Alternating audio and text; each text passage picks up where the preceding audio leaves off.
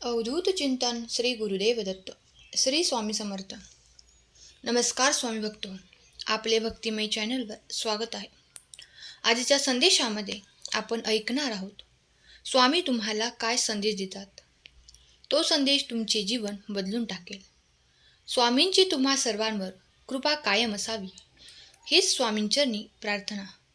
चला तर मग ऐकूया आजचे स्वामी संदेश. स्वामींचे मार्गदर्शन. माझं करण्यामध्ये वेळ निघून जातोय. एकदा तरी आपलं म्हणून मला साथ घाला. प्रत्येक गोष्टीपुढे दैवी लीला आहे. प्रत्येक गोष्ट ही कारणाशिवाय घडत नाही. दररोज किमान 1 तास तरी तू तुझ्या देवासाठी दे. तुझ्या मनातील गुपित मी पाहतोय बाळा. तुझी सर्व काळजी माझ्यावर सोडून दे, कारण मला तुझ्यापेक्षा जास्त तुझी काळजी आहे. गुरूंचा अदृश्य हात नक्कीच तुझ्या डोक्यावर आहे.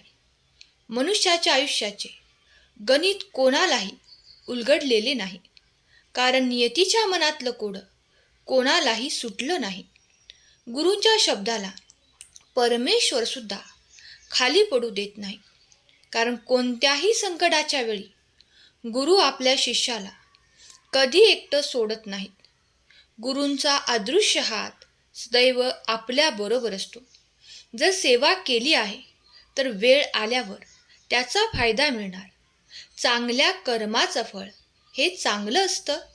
मुखातून गेलेले स्वामीनाम आणि निस्वार्थपणे केलेले काम कधीच व्यर्थ जात नाही. शोधायचं असेल तर स्वतःमधला देव शोधा. इतरांमधला देव दिसल्याशिवाय राहणार नाही. जाणीव ठेवायची असेल तर गुरु कृपेची ठेवा.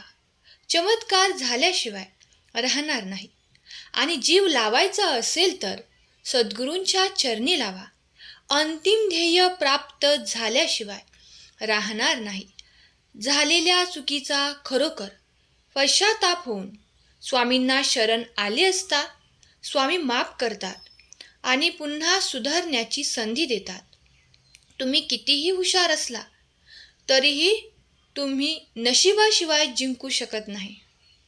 निराशा हा असा आजार आहे की एकदा कोणाला जर त्याचा फटका बसला की तो बाहेर येणे खूप कठीण आहे.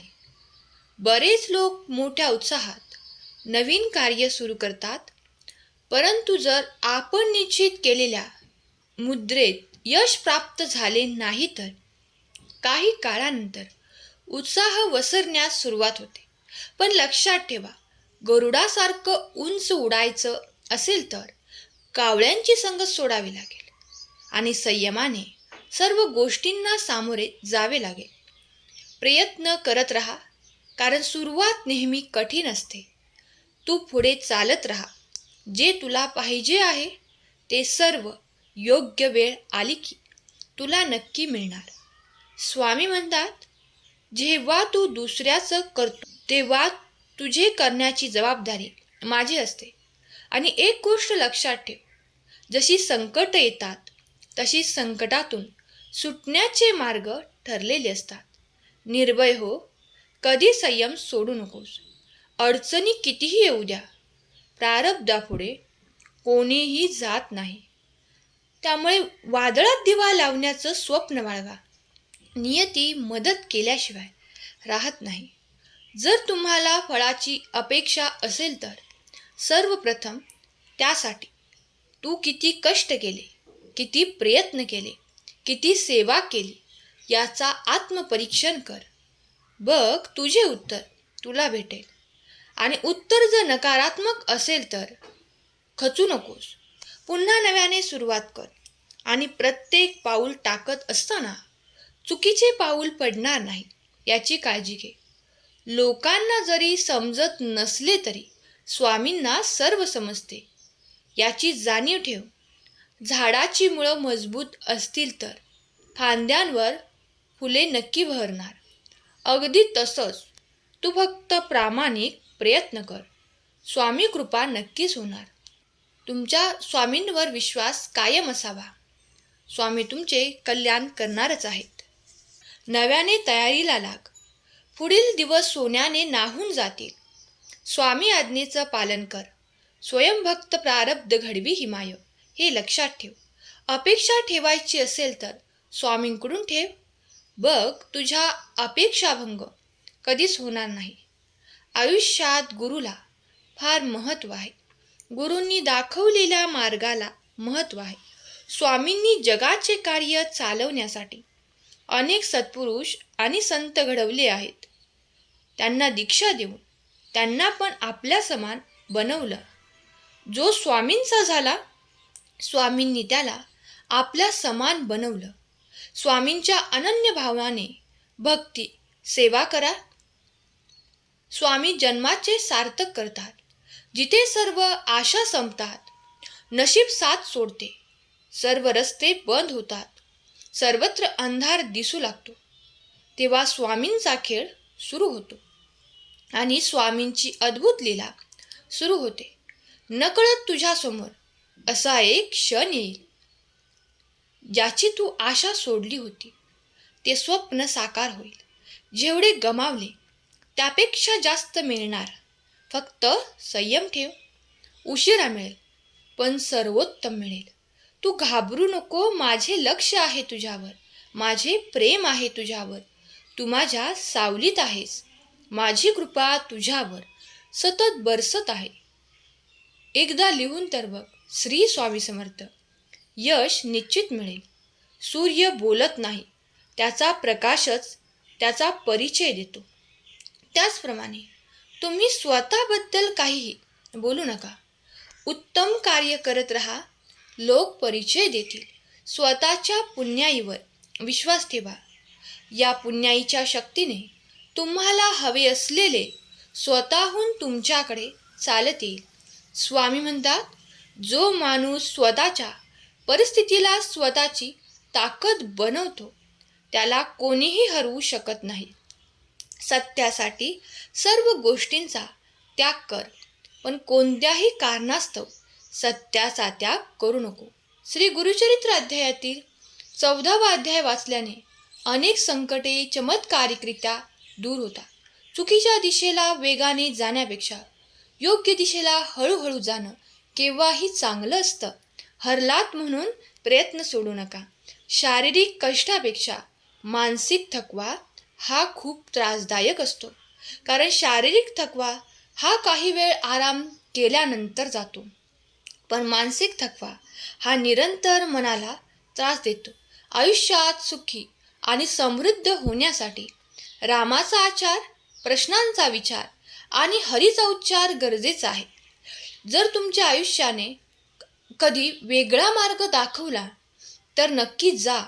तिथे कोणी नाही म्हणून घाबरून जाऊ नका. गर्दीच्या मागे धावून काही होणार नाही. आपल्या चांगल्या भविष्यासाठी काही कठीण निर्णय घ्यावे लागतील. सगळे तेच करतात म्हणून तुम्ही पण तेच करावं असं काही नाही. तुमच्या पुढचे आयुष्य कदाचित वेगळं असू शकते. थोडा विचार करा. एका दिवसात काहीच मिळत नाही.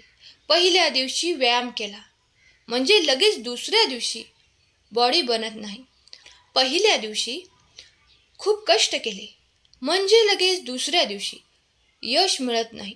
पहिल्या दिवशी व्यवसाय टाकला म्हणजे लगेच दुसऱ्या दिवशी खूप कस्टमर येतील असं नाही. आणि आज सेवा सुरू केली की लगेच उद्या प्रचिती येईल असेही नाही. निसर्गाचा नियम आहे. एका जागी दुसरी गोष्ट आली की पहिली गोष्ट आपोआप निघून जाते. प्रकाश आला की अंधार निघून जातो आणि वारा आला की धूळ आणि घाण निघून जाते. त्याचप्रमाणे आपल्या मनात चांगले विचार आले की वाईट विचार आपोआप निघून जातात. म्हणून सकारात्मक विचार करा. नकारात्मकता आपोआप निघून जाईल. देव तुम्हाला नेहमी मदत करत असतो. त्यासाठी तुमचे मन स्वच्छ, पवित्र आणि तुमचा मार्ग योग्य असला पाहिजे. श्री स्वामी समर्थ तुमच्यावर कायम कृपा करो हीच स्वामींचरणी प्रार्थना. संदेश तू ऐकत आहेस, शेवटपर्यंत ऐक. स्वामी कृपा झाल्याशिवाय राहणार नाही. तू कर्म करत जा, फळाची अपेक्षा न करता. अरे कर्म करणं हे तुझे कर्तव्य आहे आणि तुझ्या कर्माला योग्य ते फळ देणं ही माझी जबाबदारी आहे. जग काय म्हणते यापेक्षा मन काय सांगतंय हे महत्त्वाचं आहे. कष्ट हा उंबरड्यावरचा दिवा आहे. त्याने वर्तमान आणि भविष्य दोन्हीकडे उजेड पडतो. आता देवाचा हात तुझ्या डोक्यावर आहे. प्रत्येक समस्येवर उपाय असेल. दुःखाची वादळं येतील, मग प्रत्येक क्षण आनंदाचा असेल. कर्मभूमीवर फळासाठी कष्ट करावे लागतात. भगवंत फक्त हातावर रेषा देतो, त्यात रंग आपल्यालाच भरावे लागतात. आज स्वामी सांगत आहेत, बाळांनो, जो भक्त माझे मनापासून नित्य स्मरण करतो, शुद्ध निर्मळ आचरण करतो, प्रामाणिक कर्म करतो, असा भक्त मला सदैव प्रिय आहे. माझा असा भक्त म्हणजे ईश्वरीय गुणांचा खजिना आहे. अशा भक्ताच्या विश्वासाचा मी कधीही अपमान होऊ देत नाही.